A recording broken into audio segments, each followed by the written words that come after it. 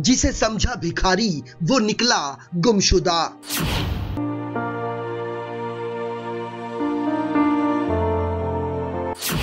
राह भटके व्यक्ति को मिला अपना खोया परिवार।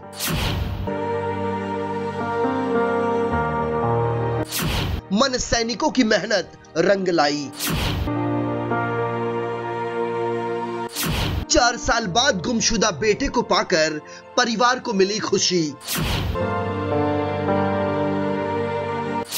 खुशहाल परिवार ने किया मन से प्रमुख का शुक्रिया।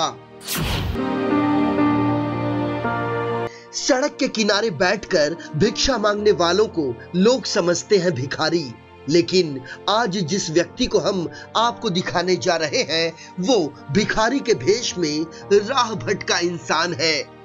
वो इंसान जिसने अंतर्राष्ट्रीय स्तर पर कभी कुश्ती लड़ने का सपना देखा था। इस व्यक्ति का नाम है गणेश ढाके, जो मूलतः महाराष्ट्र के बीड जिले में स्थित माजलगांव तहसील के अंतर्गत आने वाले ढाके गांव का निवासी है, जिसने कुश्ती में अपनी किस्मत आजमाने के लिए 4 साल पहले ही अपना घर छोड़ दिया था। घर छोड़ने के बाद गणेश ढाके हरियाणा पहुंचा और फिर वहां से पंजाब।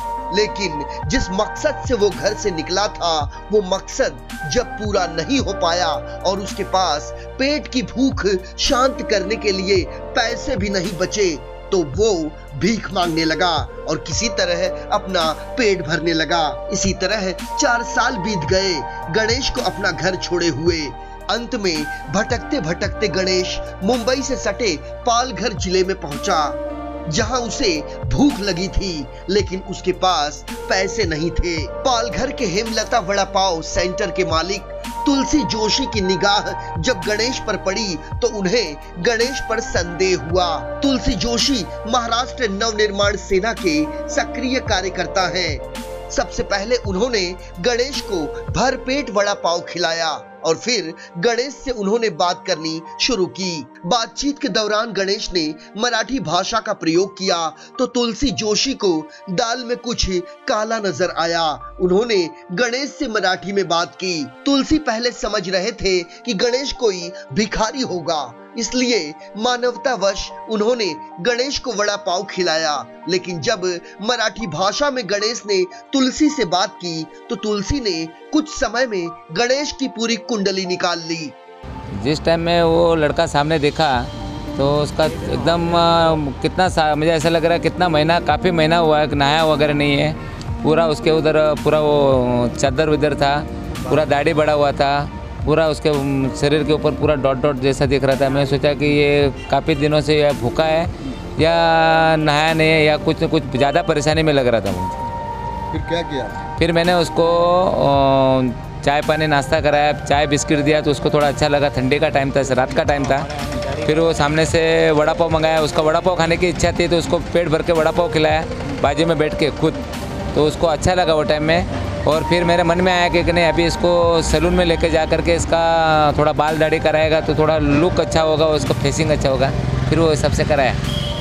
जैसे ही गणेश ने अपना मूल गांव बीड जिला बताया वैसे ही तुलसी जोशी ने बीड जिले के अपने मन सैनिक से संपर्क साधा और गणेश के बताए पते पर उसे भेजा, जिससे इस बात की पुष्टि हो गई कि गणेश बीड जिले के माजलगांव तहसील स्थित ढाके गांव का निवासी है और उसके पिता का नाम पुष्कर ढाके है। तुलसी ने सैलून में ले जाकर पहले गणेश का हुलिया बदला, उसे नहलाया धुलवाया और इस बात की जानकारी तुलसी ने पालघर पुलिस को दी। और मेरा एक ही सबसे निवेदन है कि कोई भी ऐसे परिस्थिति में कोई दिखे तो उनको अलग नज़र से मत देखो। उनको कोई देखते हैं गर्दूला देखते हैं, कोई उनको बेवड़ा करके समझते हैं, कोई पागल समझते हैं। तो एक सबको एक रिक्वेस्ट है कि कोई भी जो ऐसे परिस्थिति में रहते हैं उनको अच्छे भावना से देख के उनको उनके घर तक पहुंचाने की कोशिश करो।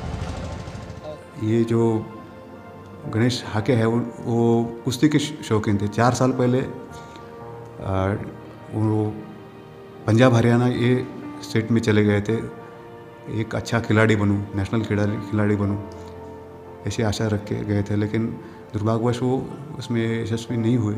तो वो भिखारी सदृश अवस्था में घूमते रहे थे और सौभाग्य से हमें ये तुलसी जोशी जैसे व्यक्ति है जो हमें मदद करते हैं। ढाके परिवार को जब 4 साल से गुमशुदा गणेश की जानकारी मिली तो उनकी खुशी का ठिकाना नहीं रहा और फिर अपने ग्राम सरपंच के साथ पुष्कर ढाके पहुंचे पालघर, जहां उनका बेटा गणेश ढाके उन्हें मिल गया।